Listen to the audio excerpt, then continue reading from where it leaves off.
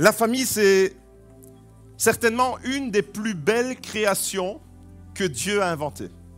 Une des choses les plus merveilleuses que Dieu ait pensées. La famille. Il y a un dicton en italien que je traduis en français qui dit ceci: la famille, c'est là où la vie commence et où l'amour ne finit jamais. Là où la vie commence, c'est là, les enfants, que vous êtes venus au monde, à l'existence, au sein et au cœur d'une famille. Quand vous êtes nés, c'est papa et maman qui vous ont accueillis. Et Dieu a voulu que l'être humain que nous sommes naisse dans une famille. D'autres espèces vivantes ne naissent pas nécessairement dans des familles. Il y a des animaux, par exemple, qui naissent et puis ils doivent se débrouiller tout seuls.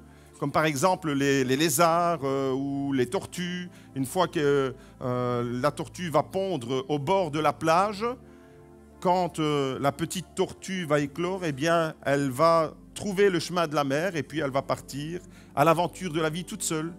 Mais pour nous, en tant qu'êtres humains que nous sommes, ce n'est pas comme ça que ça se passe et ce n'est pas comme ça que Dieu l'a voulu. Dieu a voulu que l'on naisse dans une famille avec un papa et une maman qui se sont aimés et nous sommes là parce que nous sommes le fruit de l'amour.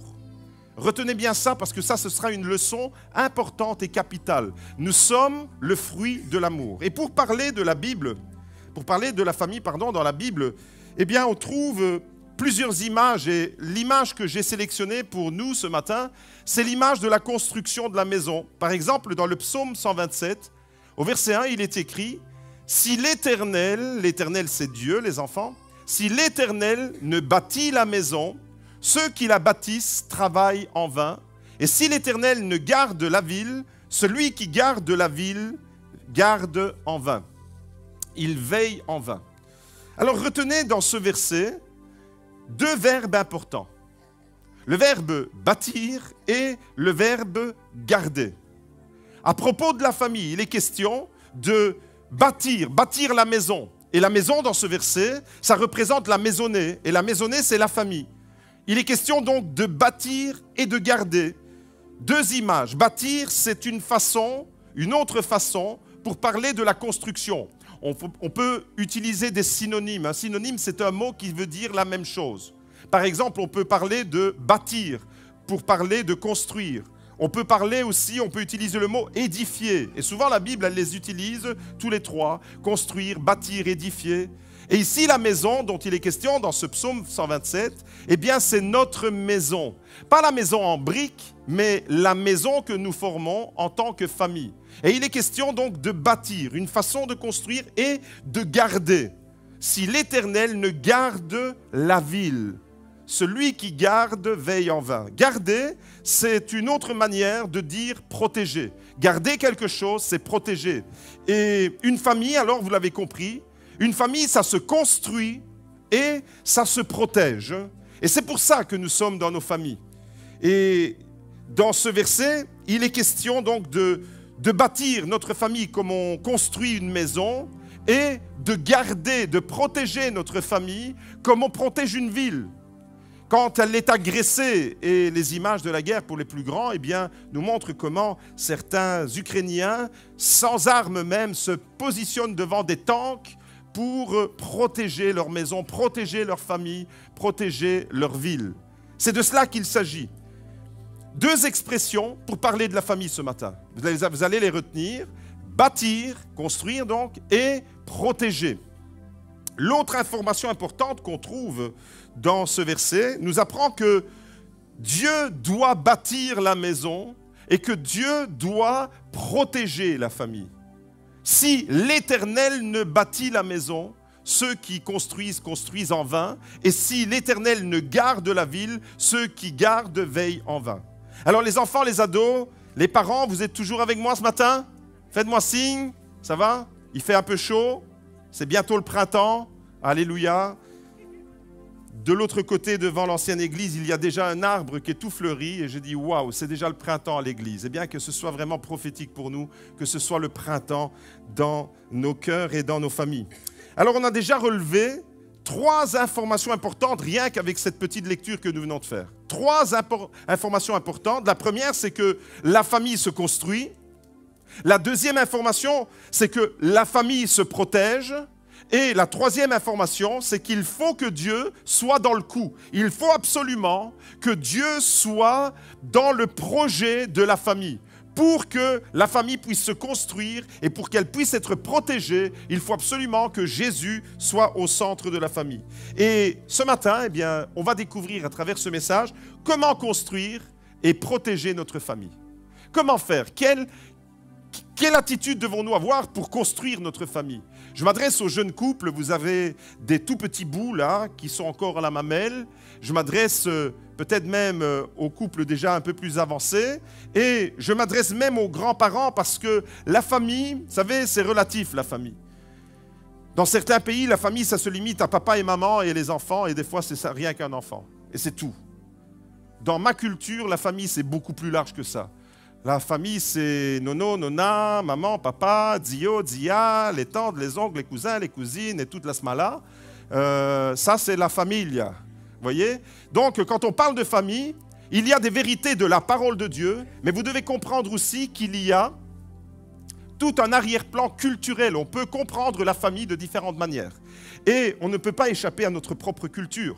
Dans une culture africaine, la famille, ce sera encore plus élargi que ce que je viens de dire pour une famille italienne. Vous voyez, donc c'est culturel aussi, la famille, mais la parole de Dieu nous dit des choses vraiment hyper importantes. Et ce matin, on va découvrir avec les principes de la parole de Dieu, quelle que soit la réalité de notre famille. Finalement, quelle que soit la culture dans laquelle nous sommes et comment notre culture nous donne de comprendre la famille. Quel que soit le type de famille, peut-être que nous sommes une famille traditionnelle, avec un papa, avec une maman, se marient, ils ont des enfants. Peut-être que nous sommes dans une famille monoparentale, c'est-à-dire c'est une maman avec malheureusement une rupture avec l'époux et la maman se retrouve seule à élever son enfant ou ses enfants. C'est aussi une famille.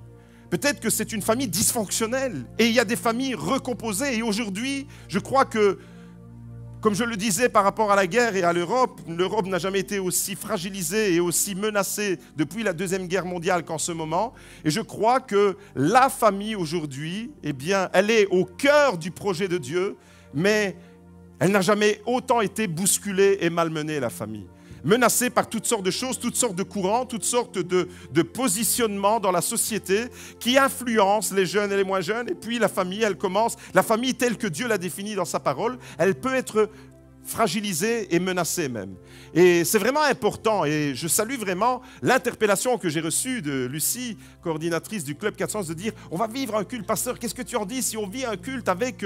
Et puis je découvre au même moment que Muriel avec les ados, eh bien ils étaient aussi déjà préoccupés par la même chose et j'ai vraiment compris qu'il y avait un faisceau là, que Dieu était en train de travailler chez les enfants du Club 411, chez les ados avec tous des enseignements qu'ils ont reçus sur la famille.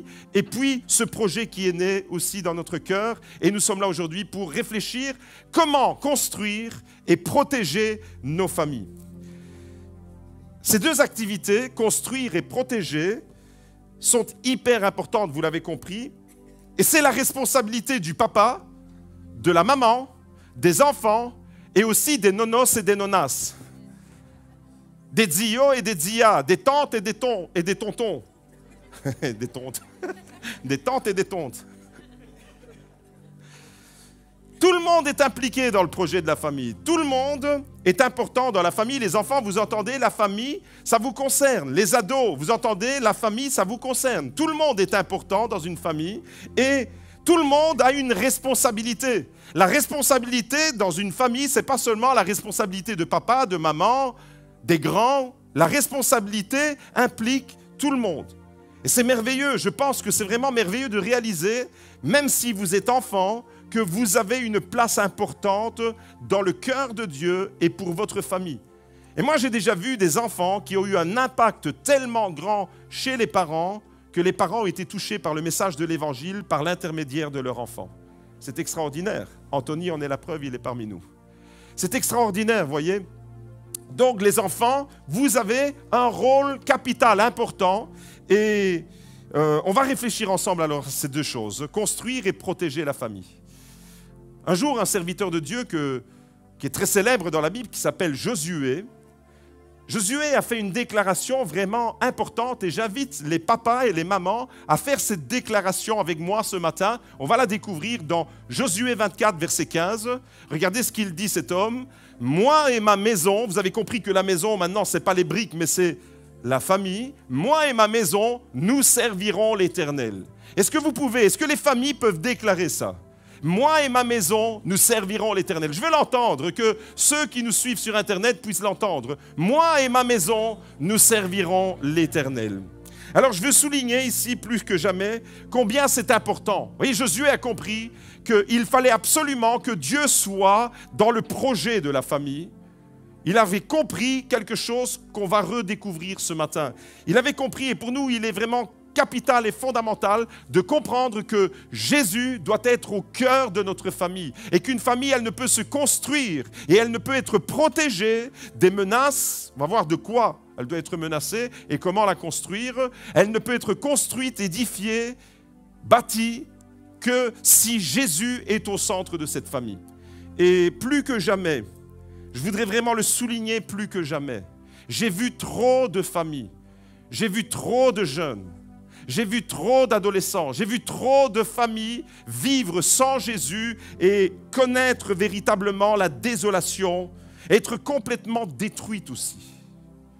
Quand Dieu n'est pas au cœur du projet de la famille et quand on s'éloigne de Dieu, j'ai vu les conséquences. Et ça, c'est vraiment une mise en garde. J'ai vu les conséquences dans des familles qui ont été complètement ravagées par toutes sortes de fléaux.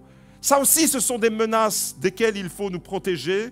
Tout simplement parce que ces personnes-là, les parents, les enfants, les jeunes et les moins jeunes, se sont éloignés de Dieu. Alors la première chose que j'aimerais dire ce matin, c'est que dans votre famille, assurez-vous que Jésus soit bien au centre de tous vos projets et de tout ce que vous allez vivre et réaliser. L'aventure de la famille, c'est une des aventures les plus merveilleuses qui existent.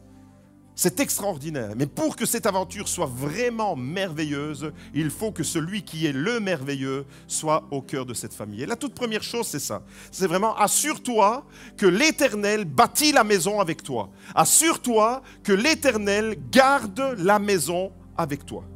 La famille parfaite, ceci dit, n'existe pas. Les enfants, n'attendez pas que vos parents soient parfaits. Ils ne le sont pas. Et vous, parents, n'attendez pas que vos enfants soient parfaits, ils ne le sont pas non plus. La famille parfaite n'existe pas. Un jour au ciel, on sera tous parfaits, mais là, on est plein de défauts. Nous avons tous des défauts et nous commettons tous des erreurs. Et ça peut amener dans une famille des blessures, ça peut amener des crispations, ça peut amener des tensions. Mais la Bible nous donne plusieurs informations importantes sur la famille qu'on va découvrir ensemble ce matin. Des informations que j'aimerais vraiment mettre en avant et je vais vous proposer de retenir, ça va être assez facile à retenir parce qu'il y aura 6 points. Je vais commencer par le premier. La famille, c'est quoi? La famille, en tous les cas, ce qu'elle doit être. Parce que peut-être que vous allez entendre ce message et vous allez dire, mais pasteur, tu prêches la famille idéale ici. Je viens de dire que la famille parfaite n'existait pas. Il n'y a pas de famille idéale. Je prêche la parole de Dieu et c'est ce vers quoi nous devons tendre. Et peut-être que vous allez dire, mais moi, je suis vraiment loin de ça. Parce que j'ai l'impression que ma famille, elle ne fonctionne pas convenablement. J'ai l'impression qu'il y a des dysfonctionnements. Alors ce matin, ce n'est pas pour culpabiliser qui que ce soit, ni les grands, ni les petits. C'est vraiment pour nous recentrer. C'est pour dire, on va faire un réajustement de la manière dont on vit la famille et on va se calquer sur la parole de Dieu. Ça peut être vraiment salutaire pour certaines familles qui sont peut-être en train de partir sur la dérive et elles vont revenir peut-être à cette parole et je le souhaite, je prie. Ça va être une interpellation dans le cœur des adultes, des jeunes, des ados et des enfants. Alors premièrement, la famille doit être le lieu où on reçoit le plus d'amour. C'est dans la famille que ça doit se passer. Première grande leçon. La famille, c'est le lieu où on reçoit et on donne le plus d'amour. On reçoit et on donne de l'amour en dehors de la famille. C'est pour ça que j'ai mis, c'est la famille où on reçoit le plus d'amour. C'est à l'intérieur de nos familles que ça doit se passer. Et puisque la famille commence avec un papa et une maman qui s'aiment, parce que si les enfants sont là, c'est le fruit de leur amour. Puisque la famille, le couple, entre un papa et une maman est une affaire d'amour, eh bien, toute la famille doit se construire et se protéger avec amour. La première grande leçon, c'est Jésus nous rappelle que Dieu est amour. Et il faut absolument que dans nos maisons, ce soit un lieu où l'amour véritable, l'amour de Dieu est vécu et prôné et partagé. Plus il y a de l'amour dans la famille, plus on construit et on protège. Vous entendez? Plus il y a de l'amour, plus l'amour de Dieu nous remplit, nous les parents ou les grands-parents, les aînés, plus nous sommes remplis d'amour et plus on va construire nos enfants, on va les édifier nos enfants, on va les élever nos enfants. Et les enfants, la même chose, plus on leur enseigne à s'aimer et plus la famille va se construire et ça va être une famille solide. L'amour de Dieu, c'est le ciment le plus indestructible qui soit.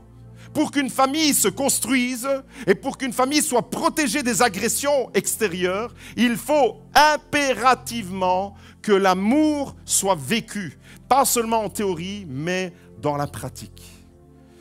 Dieu est amour, nous dit la Bible, et en même temps, Dieu est le créateur de la famille. Donc, l'atmosphère, l'ambiance à l'intérieur d'une maison doit être saturée, imprégnée de l'amour de Dieu. Puisque Dieu est amour et que nous sommes les enfants de Dieu, et puisque Dieu est le créateur de la famille, eh bien, l'ambiance, quand on franchit le seuil de votre maison, doit être une ambiance d'amour. Ça doit être une atmosphère chaleureuse d'amour, où l'enfant, quand il revient de l'école, eh bien, il doit dire « Waouh, je suis heureux de rentrer à la maison !» Waouh, je suis heureux de voir papa et maman. Waouh, je suis heureux de voir le grand frère, la grande sœur. Pourquoi? Parce qu'il sait qu'il y a un aimant qui l'attire à la maison. C'est un point de repère. Pourquoi? Parce qu'il y a de l'amour. Première grande vérité, Dieu est amour et il faut que dans nos maisons, il y ait de l'amour. La première chose qu'un enfant doit constater, les adultes, attention, ne prenons jamais les enfants pour des ignorants. Les enfants sont bien plus perspicaces et ils voient plus clair qu'on ne le pense. Et la première chose qu'ils vont voir, c'est ils vont comprendre, parce que voir, ça veut dire comprendre, c'est est-ce que dans la maison où je vis, il y a de l'amour? Et la toute première chose qui va les interpeller, c'est est-ce que entre papa et maman, il y a de l'amour? Parce que c'est ça qui va construire l'identité de leur enfant. L'amour d'un papa et d'une maman, l'amour entre eux, pas seulement l'amour vers l'enfant, mais un enfant a besoin de voir qu'un papa et qu'une maman, ça sait s'aimer, ça s'aime. Ça s'aime dans tous les sens du verbe et de l'écriture. Un couple rempli d'amour. Et les enfants doivent voir ça. Les enfants, ils doivent voir et ils le voient. Et ils doivent constater qu'un papa aime sa femme, qu'une maman respecte son mari, parce que ça va être constructeur pour eux. On va construire leur vie. On a une grande responsabilité en tant qu'adultes, c'est de construire nos familles, vous l'avez compris. Et construire nos familles, c'est construire, élever, édifier nos enfants. Un enfant qui voit son père, un enfant qui voit tous les jours son papa, aimer et respecter sa femme, c'est un enfant qui aimera et qui respectera son épouse quand il sera plus grand. Un enfant qui voit son père insulter sa maman. Un enfant qui voit une maman partir de la maison en colère. Eh bien, tout ce qu'un enfant voit, il l'enregistre quelque part. Et d'une certaine manière, il y a des probabilités que ce qui est vécu soit reproduit plus tard. Si vous voulez construire un avenir à vos enfants solide, un enfant doit plus voir l'exemple qu'entendre de votre bouche ce qu'il doit faire. Ça, c'est la première grande vérité. Comme chez les animaux, les enfants fonctionnent de la même manière. Une des façons pour apprendre quelque chose dans la vie, c'est ils se construisent, les enfants, par mimétisme. Le mimétisme, c'est l'imitation. Vous avez déjà tous vu une petite fille qui s'habille comme sa maman, qui met des hauts talons et qui joue à faire la maman. Pourquoi est-ce qu'une petite fille joue avec une poupée? Parce qu'elle voit sa maman jouer avec... Pour elle, c'est un jeu. Avec son petit frère, je parle d'expérience, de ce que je vois tous les jours à la maison avec Liana et Lorenzo. Et je vois Liana qui s'habille avec des robes de grande, etc. Et qui joue à la grande et qui fait à manger dans sa petite cuisine. Pourquoi?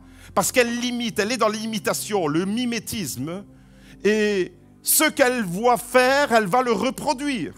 Donc nous avons une grande responsabilité, c'est de nous aimer. La première clé, c'est de nous aimer. Alors concrètement, je vais vous donner quelques moyens qui nous aideront à construire. Qu'est-ce que ça veut dire nous aimer? Qu'est-ce que ça veut dire? Comment concrètement on peut? Alors on ne va pas y passer toute la durée du culte. Je voudrais vous rappeler aussi qu'un thème aussi vaste et aussi important qu'est la famille, on ne peut pas tout dire en un culte, en un message de 45 minutes. Ce n'est pas possible. Mais on va réfléchir sur les grands axes. Concrètement, quelques moyens pour nous aider à construire notre famille avec amour. Est-ce qu'il y a des candidats ce matin? Est-ce qu'il y a des papas et des mamans qui ont envie de construire leur famille avec amour? Est-ce qu'il y a des enfants, des ados, des jeunes qui ont envie de construire leur vie? Levez les mains, parce que ce matin, vous allez être mis à contribution. Les mains que vous avez levées, là, les adultes, à la fin du message, vous allez imposer les mains à vos enfants. On va vivre un moment de prière en famille. Mes amis, j'aimerais vous dire que, premièrement, pour construire avec amour, nous devons nous faire des compliments. Nous devons nous complimenter. Aimer, c'est se complimenter, c'est valoriser. Quand vous complimentez votre enfant, au lieu de le reprendre toujours, mais vous le complimentez, vous savez ce que vous êtes en train de faire? Vous êtes en train de le construire. Vous êtes en train de l'édifier. Vous êtes en train de construire l'estime de lui-même. Un enfant qui n'a aucune estime de soi, c'est un enfant qui va être déstabilisé dès son plus jeune âge. Et ce sera un adolescent qui connaîtra la crise et ce sera un adulte qui sera instable dans sa vie, dans ses choix et dans les responsabilités. Probablement un adulte instable, irresponsable même. L'éducation et l'amour principalement qu'un enfant reçoit dans les premières années de sa vie, elles vont forger l'adulte qu'il sera plus tard. Et quand on se complimente, quand on va vivre en se faisant plaisir, par exemple, se faire plaisir mutuellement, se faire plaisir en rendant service. Ça, c'est des moyens concrets pour aimer. Quand on va s'aider mutuellement, quand on va passer du temps de qualité ensemble, ça, c'est s'aimer. Quand on aime quelqu'un, on a envie de passer du temps avec cette personne. Eh bien, la famille, c'est le lieu où on devrait passer du temps ensemble. Notre plus grand besoin, vous l'avez compris, notre plus grand besoin, c'est l'amour. Et c'est dans la famille qu'on reçoit ça dès le plus jeune âge. C'est la famille. Les enfants, c'est là que Dieu a voulu que vous puissiez recevoir ça. Deuxième grande vérité ce matin, numéro 2. La famille, c'est quoi? La famille, c'est le lieu où on apprend à se respecter et où on reçoit des repères. La famille, c'est un repère et on apprend à se respecter mutuellement.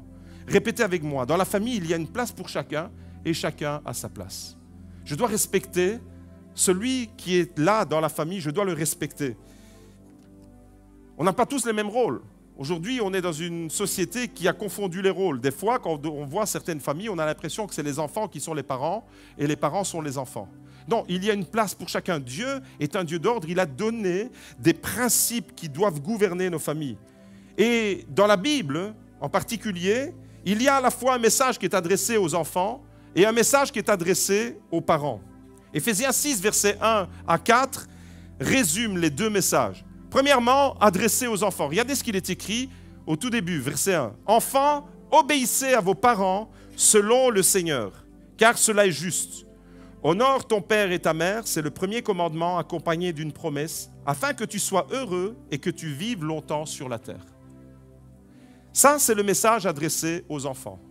On va le relire. Les enfants, c'est pour vous. Hein. Dieu a écrit ça pour vous. C'est à vous que ça s'adresse. Enfants, obéissez.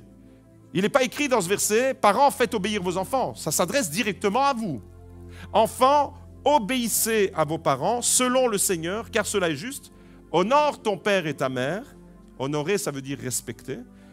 C'est le premier commandement accompagné d'une promesse. Et regardez, la promesse, c'est quoi? Afin que tu sois heureux et que tu vives longtemps sur la terre. C'est le seul commandement qui est accompagné d'une promesse comme ça. Il est écrit, attention ici, il est écrit selon le Seigneur. On doit obéir aux parents selon le Seigneur. Ça veut dire que les enfants doivent obéir aux parents pour autant que les parents leur demandent de faire ce qui est bien et ce qui est approuvé par Dieu. Un enfant ne doit pas obéir à son papa ou à sa maman si le papa ou la maman le pousse à faire ce qui est moralement mal. Donc l'enfant doit obéir aux parents pour autant que les parents conduisent leur enfant sur le droit chemin. C'est pour ça qu'il est écrit dans ce verset « selon le Seigneur ». Il n'est pas écrit seulement « enfants, obéissez à vos parents ». Il est écrit « enfants, obéissez à vos parents selon le Seigneur ». Ça veut dire dans ce qui est bien de la part de Dieu. Quand les parents construisent la vie d'un enfant, donnant des consignes, des directives et transmettent des valeurs saines, alors les enfants, ils doivent emboîter le pas. Maintenant, on passe au verset qui s'adresse aux parents. Éphésiens chapitre 6, verset 4, c'est le verset suivant. « Et vous, pères » et on peut y ajouter « mères » aussi, parce que des fois c'est les pères et des fois c'est les mères. « Vous, pères, n'irritez pas vos enfants, mais élevez-les en les corrigeant et en les avertissant selon le Seigneur. » Là aussi, il y a toute une série de choses importantes, message adressé aux parents, et là aussi, il est écrit « selon le Seigneur ». Et dans ce verset, dans le verset 4, il y a 5 informations importantes. 5 informations importantes que je vous laisse. Tout d'abord, il est écrit que les parents ne doivent pas irriter leurs enfants. Et on peut être irritant dans la mesure où on peut être un papa casse-pied tout le temps, hein. Et là, on doit faire attention parce qu'on peut irriter l'enfant et Dieu ne veut pas ça. Les parents ne doivent pas, premièrement, il est écrit, les parents ne doivent pas irriter leurs enfants. Deuxièmement, les parents doivent élever leurs enfants. Waouh, moi j'adore cette expression. Je kiffe trop cette expression. Il n'est pas écrit que les parents doivent éduquer leurs enfants. Vous savez, on peut éduquer un chien, mais un enfant, ça s'élève. Élevez vos enfants. Élever, ça veut dire quoi? Élever, c'est tirer vers le haut. Élever, c'est propulser.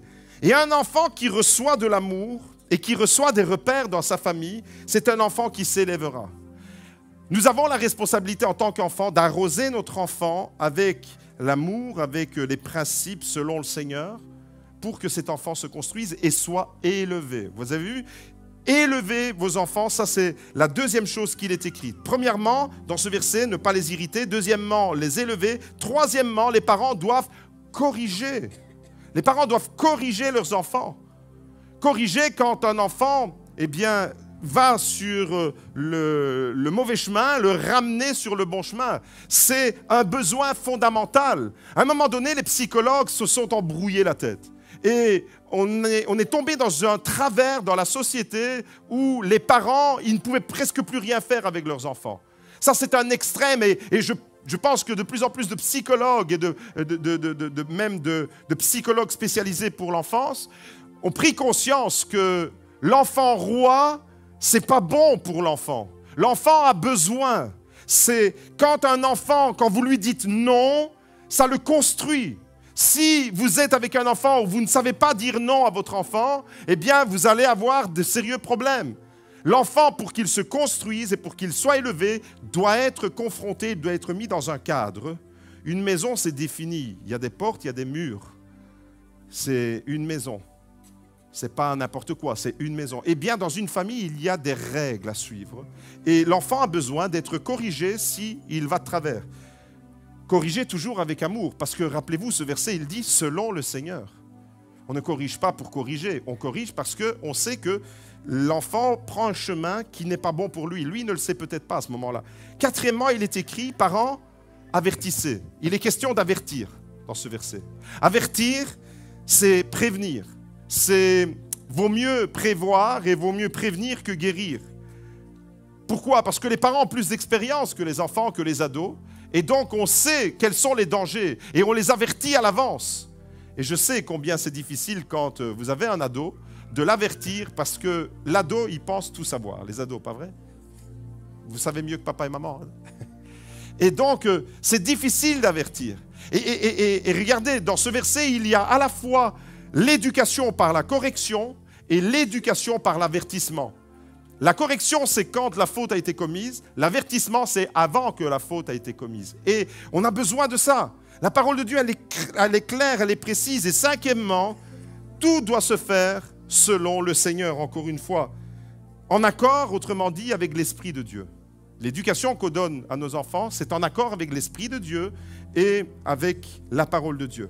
Vous avez compris que les parents ont un rôle capital, celui d'aimer, celui d'éduquer, celui d'élever, d'être des exemples pour les enfants, et que les enfants ont aussi un rôle important dans la famille.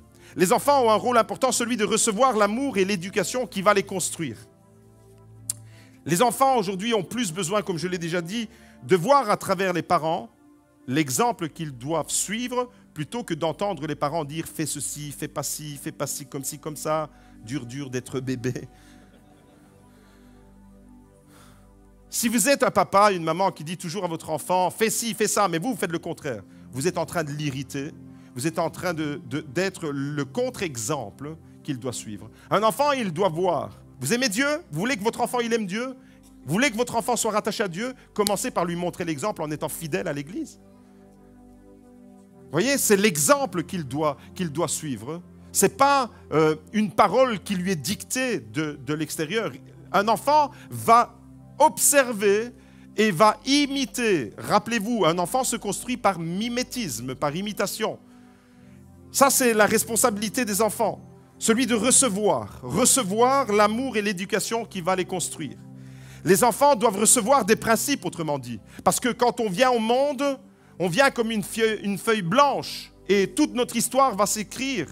Et comment cette histoire va s'écrire? Eh bien, avec ce qu'on va recevoir, principalement, la première partie de notre vie, elle va être exclusivement vécue au sein de la famille. Et là, on va recevoir des principes. Dans la famille, on va recevoir des valeurs, des croyances. Si vous êtes une famille chrétienne, eh bien, vous allez transmettre la foi à votre enfant. Vous allez lui apprendre à connaître Jésus. Vous allez prier avec votre enfant, prier pour votre enfant. Vous allez intercéder, vous allez lever les mains au ciel pour la vie de votre enfant, comme il est écrit dans la Bible. Pour que votre enfant devienne un adulte responsable, il a besoin de tout ça. Il a besoin que vous le construisiez. C'est pour ça qu'au début, le psaume 127 nous dit que si l'Éternel ne bâtit la maison, ceux qui la bâtissent travaillent en vain. Si l'Éternel ne garde la ville, ceux qui gardent veillent en vain.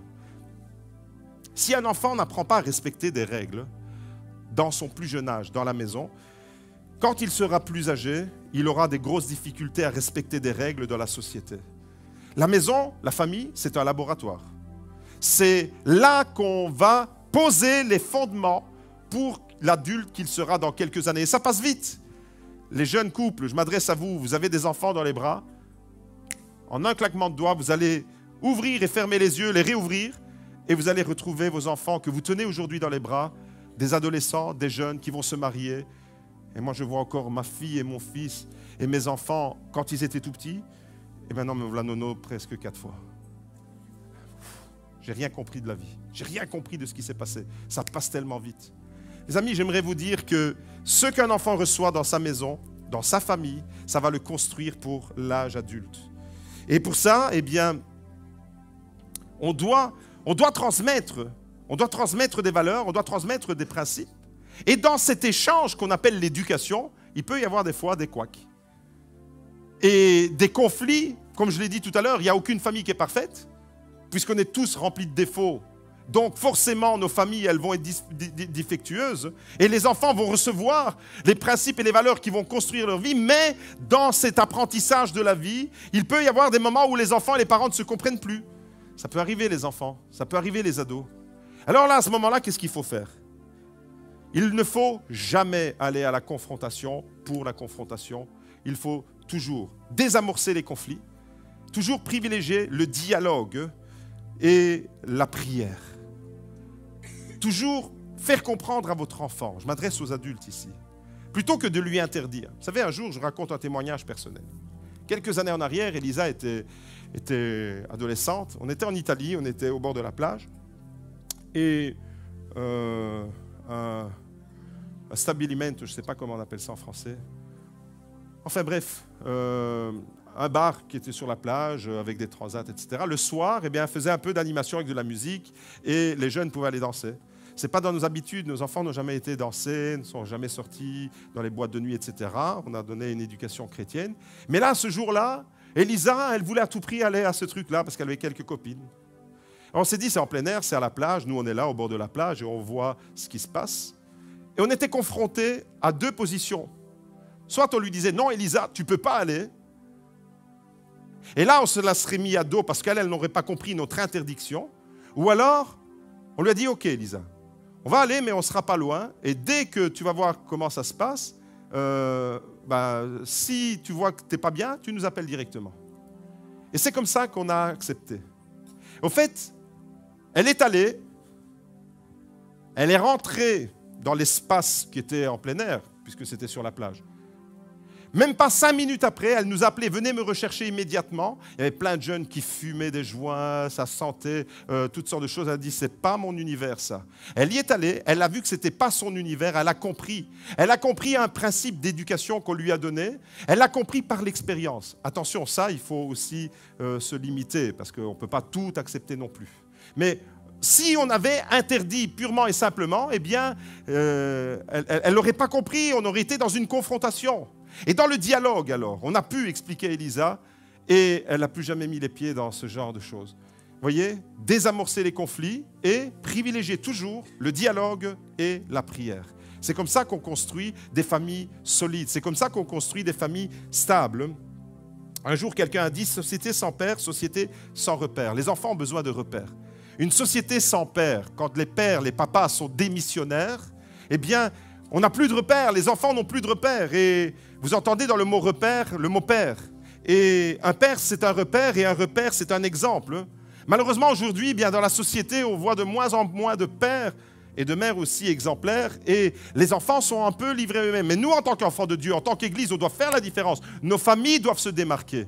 Pourquoi? Parce qu'on ne construit pas nos familles comme avec les principes et les valeurs qui sont véhiculés dans la société, on construit notre famille et l'éducation de nos enfants sur base des principes et des valeurs de la parole de Dieu. Le plus beau cadeau alors dans ce sens qu'on puisse faire à nos enfants, vous savez c'est quoi? Quelqu'un dit le plus beau cadeau que les parents peuvent faire à leurs enfants, c'est de leur donner des racines et des ailes. Des racines et des ailes, c'est ça la famille. Regardez cet arbre, il a des racines et les branches, ce sont des oiseaux qui volent. Qu'est-ce que ça veut dire des racines et des ailes? Les racines, c'est l'éducation, l'identité de la famille. Chaque famille a une identité, on s'identifie avec la famille. Les racines, c'est les valeurs dans lesquelles on va vivre, les valeurs qui vont gouverner notre vie. On vit tous avec des principes et avec des valeurs. Et la famille, elle a le devoir de transmettre des racines. Les ailes, vous avez compris, les racines, pour être enracinées dans la vie, savoir d'où on vient, savoir qui on est.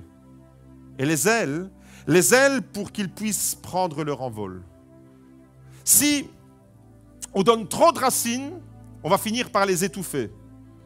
S'il n'y a que des racines, et qu'on empêche notre enfant, parce que nos enfants, j'aimerais rappeler aux parents que les enfants, ils nous sont confiés, mais ils appartiennent à Dieu. On en a la gestion, mais on n'est pas les propriétaires absolus. Le propriétaire absolu de la vie humaine, c'est Dieu. Donc, le propriétaire de votre enfant, c'est Dieu. Il nous l'a confié, on doit lui donner des racines, mais il ne nous a pas donné pour les garder toujours. Vous savez, on peut être un papa, ou souvent on le dit d'une maman, castratrice. Une maman castratrice, c'est quoi? C'est une maman qui empêche son enfant de prendre son envol. Si on ne donne que des racines, on va finir par les étouffer. Et on va finir par construire un jeune et un adulte qui va dysfonctionner dans la société. Tandis que si on donne trop d'ailes, les enfants vont se donner des airs. Et ils vont aller n'importe où. Un équilibre, un juste équilibre, le plus beau cadeau qu'on puisse faire, c'est tu leur donnes des racines et en même temps des ailes pour qu'ils puissent voler. Et quand ils voleront, ils se rappelleront de leurs racines. Ils savent qu'ils volent, mais qu'ils ont des racines. S'ils volent sans racines, ils vont voler n'importe où. Et ils vont aller sur des chemins de la vie qui vont être dangereux pour eux. Troisième point, la famille, le lieu où on se protège mutuellement. C'est ça la famille. c'est un lieu où on se protège. Les suricates qui veillent les uns sur les autres, ça c'est un exemple de famille. Je l'ai déjà utilisé cette image pour l'Église. On est tous appelés à être des suricates, c'est-à-dire on est tous appelés à veiller sur les autres. Et Dieu a également prévu la famille comme lieu de protection face au danger. Une maison en briques, ça nous protège de quoi? Les enfants, est-ce que vous pouvez me dire, une maison en briques, ça nous protège de quoi? Dans vos maisons, vous êtes à l'abri de quoi? Est-ce que je peux entendre des réponses, les enfants? Par exemple, ça nous protège de quoi? Allez, criez fort, je suis un peu sourd. Du froid? De la pluie? Et quoi d'autre? Une maison, ça nous protège de quoi? Du vent? Bravo. De la tempête? Ça dépend de quelle maison. Du danger? Bravo. Des voleurs? Bravo. Vous avez vu, il y a plein de dangers possibles. Une maison, ça vous protège de tout ça. Une maison, ça vous protège du froid, de la pluie, de la tempête, des voleurs, des dangers, d'un animal qui peut venir dans votre maison. Et enfin, si vous n'avez pas de maison, l'animal, il peut vous faire du tort. Ou même de vos mauvaises personnes qui sont mal intentionnées. La maison, qu'est-ce que vous faites? Vous fermez la porte et vous êtes en sécurité à l'intérieur. Ça nous protège. De la même manière, la famille doit être un rempart de protection. Parce qu'il y a des dangers. La famille, les enfants, vous entendez? Vos parents, ils ne sont pas contre vous. Vos parents vous aiment. Et des fois, vous ne le comprenez pas parce qu'ils vous disent quelque chose et vous avez l'impression que c'est injuste. Parce que vous avez envie de faire autrement. Mais vos parents, ils savent. Ils savent parce qu'ils sont plus grands que vous, ils ont de l'expérience et eh bien, ils vont peut-être mettre des règles que vous n'allez pas comprendre tout de suite. Mais ces règles-là, eh bien, ce sont des protections. Protections contre certains dangers, des menaces qui viennent du monde extérieur. Veillez les uns sur les autres. Ça, c'est un principe biblique qu'on peut appliquer à la famille. Veiller les uns sur les autres. Ça veut dire quoi? Ça veut dire qu'on doit repérer dans la famille quand quelqu'un va mal. Vous savez, la Bible, elle dit qu'au cœur même du rire, le cœur peut souffrir. Au cœur même du rire, c'est-à-dire qu'au milieu d'une famille qui rit, il peut y avoir quelqu'un là, au milieu de cette famille, dont le cœur est en souffrance. Et on doit s'exercer. C'est ça aussi le rôle des suricates. C'est ça aussi veiller et se protéger les uns les autres. On doit repérer celui qui va mal pour lui venir en aide. Ça sert à ça aussi, une famille. Ça sert à nous protéger les uns les autres des dangers qui peuvent nous menacer. Numéro 4, la famille, c'est le lieu où on se pardonne et où on se répare.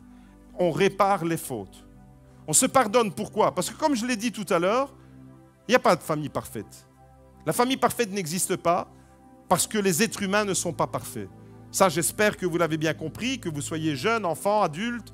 Il n'y a pas d'être humain parfait. Donc, puisqu'il n'y a pas d'être humain parfait, il n'y a pas de famille parfaite.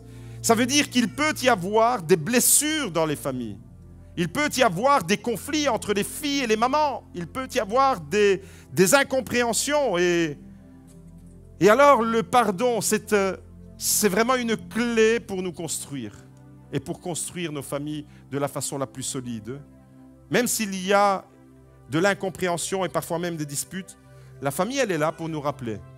Elle est là aussi pour nous apprendre à pardonner et à réparer les fautes qu'on a commises. Pardonner ceux qui nous ont blessés et réparer ce qu'on a mal fait sur les autres. C'est un laboratoire, la famille. C'est là où on apprend tout, la famille. C'est vraiment le lieu où on vit, la famille. C'est un lieu de vie, la famille. Numéro 5. Les musiciens, vous pouvez venir me rejoindre. La famille, c'est le premier lieu où on reçoit de l'encouragement. Ça doit être le premier lieu où on reçoit de l'encouragement. C'est ça, la famille. Dans la Bible, il y a une histoire. L'histoire de Joseph. Est-ce que les enfants, vous connaissez l'histoire de Joseph? Les monitrices, vous avez déjà parlé de l'histoire de Joseph? Bien sûr. Les ados, vous avez déjà entendu parler de l'histoire de Joseph? L'histoire de Joseph, c'est l'histoire d'une famille. Avec un garçon qui s'appelle Joseph, et Dieu lui a donné un rêve. Et puis son papa lui a fait un cadeau. Et là, il s'est passé ce qu'il ne devait pas se passer. Les frères de Joseph ont commencé à être jaloux. Les frères de Joseph ont commencé à regarder leur frère avec envie. Joseph avait un rêve et les frères étaient jaloux de ce rêve. Et il n'a pas reçu l'encouragement dans la famille. Et j'aimerais rappeler aux adultes, aux parents, que nous devons encourager les rêves de nos enfants. Que les enfants ont besoin d'encouragement. Si votre enfant reçoit plus de remontrances que d'encouragement, c'est qu'il y a un problème quelque part. Là, je vous demande de faire simplement un check-up de vous-même. Qu'est-ce qui sort le plus souvent de ta bouche quand tu parles à ton enfant? Est-ce qu'il y a plus de reproches que tu lui fais ou est-ce qu'il y a plus d'encouragement? Mets-les sur la balance. Et c'est comme ça qu'on peut réajuster le fonctionnement de nos familles. Parce que par moments, on peut être uniquement dans le reproche, dans la remontrance, et notre enfant, il va finir par croire que tout ce qu'il fait, il n'y a rien qui est bon. Non, non.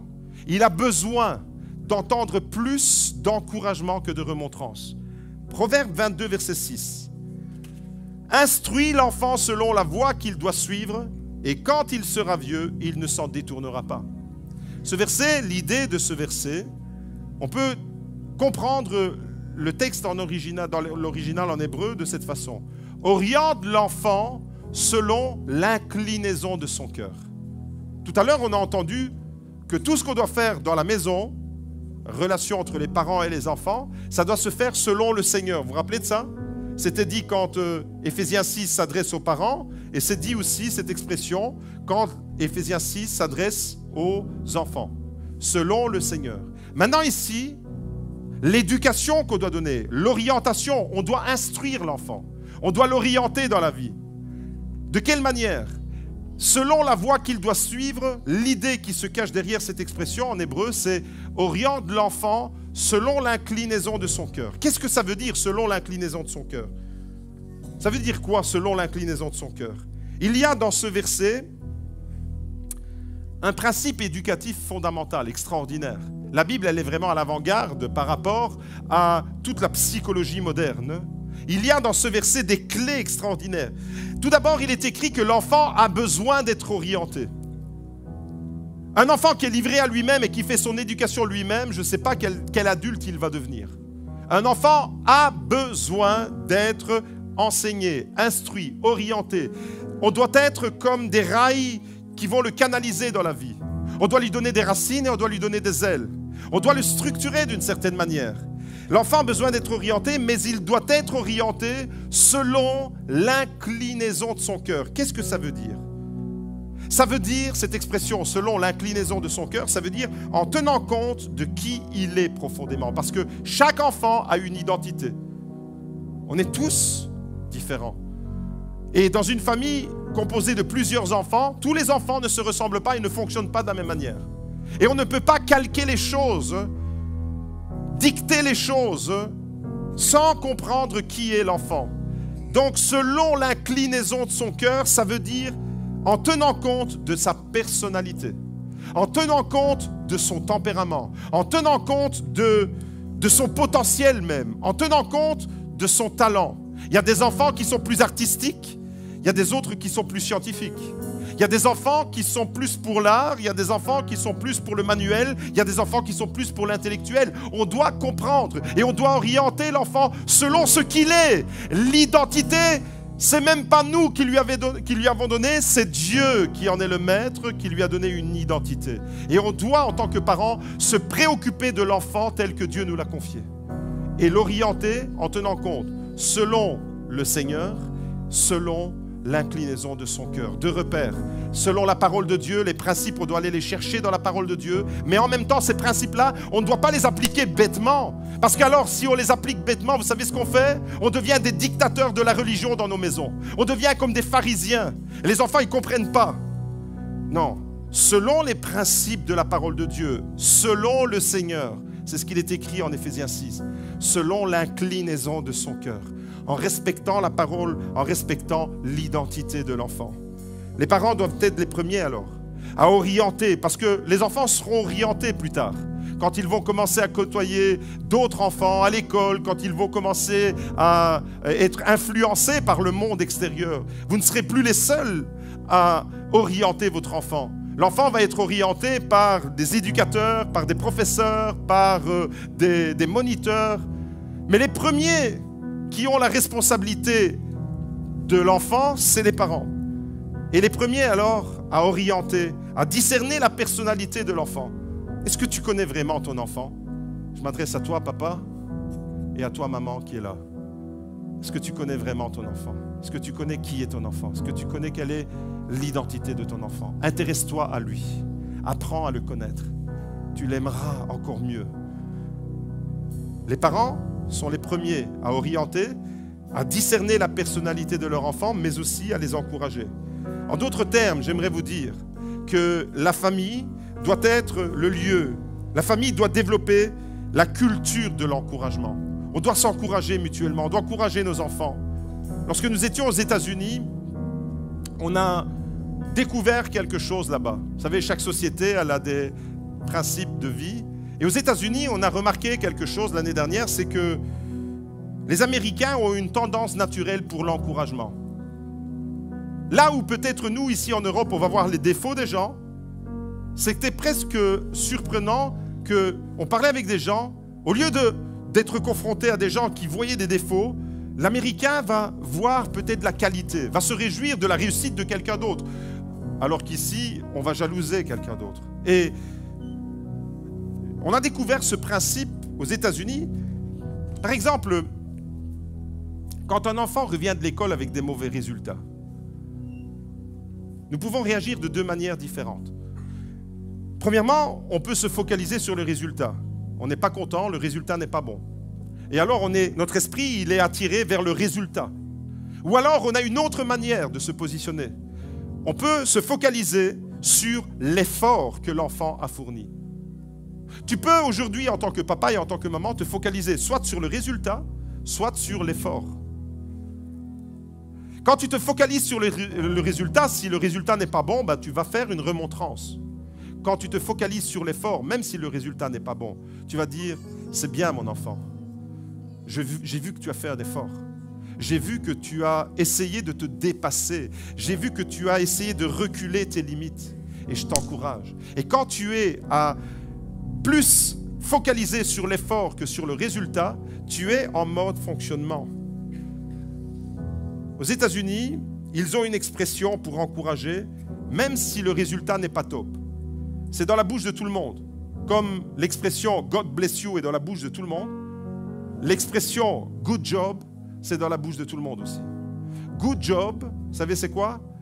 Good job, littéralement, si on le traduit, ça veut dire bon travail. Mais good job, c'est l'idée de bien jouer.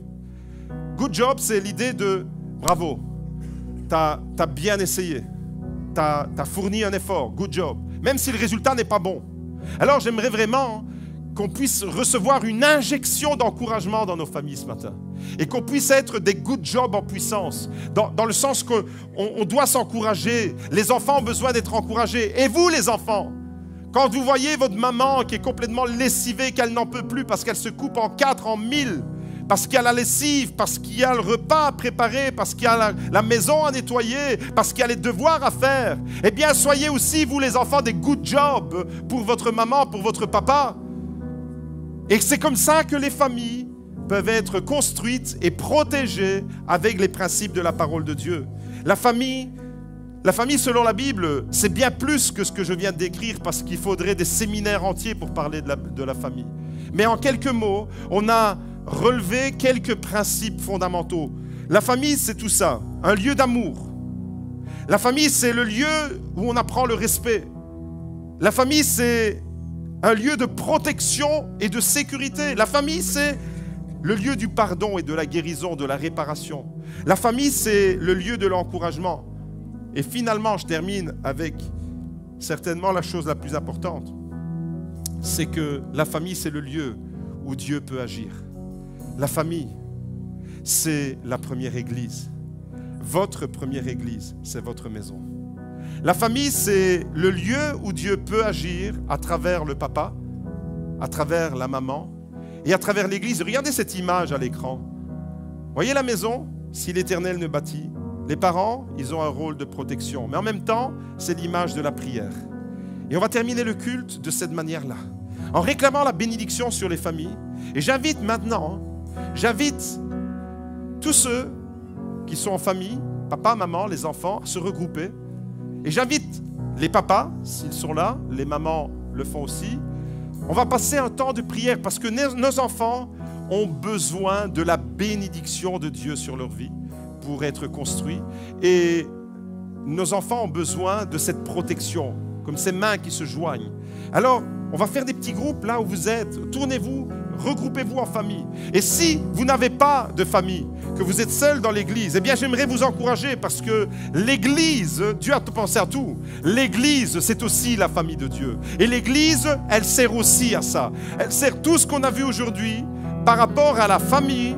En réalité, on peut le recevoir également dans l'église. L'église, c'est un lieu d'amour. L'église, c'est un lieu où on apprend le respect. L'église, c'est un lieu de protection. L'église, c'est un lieu d'encouragement. Et si tu es là sans famille et que tu ne sais pas pour qui prier, eh bien, priez les uns avec les autres là où vous êtes. Priez avec peut-être un frère, avec une sœur, mais là où vous êtes, en famille, priez, associez-vous maintenant et donnez la bénédiction. Je veux demander à tous les papas de la communauté principalement de prendre leur rôle de papa et de bénir leurs enfants et de prier. Et on va passer un moment et on va proclamer la bénédiction de Dieu sur toutes les générations de l'Église, sur toutes les générations de nos familles. Amen. La famille au cœur du projet de Dieu et on va le chanter, que l'Éternel te bénisse. Et pendant ce temps-là, priez. Les mamans, mettez-vous avec les papas, ne restez pas seuls. Et priez ensemble, ne restez pas assis les bras croisés. Allez trouver quelqu'un dans un coin que vous voyez seul et allez prier.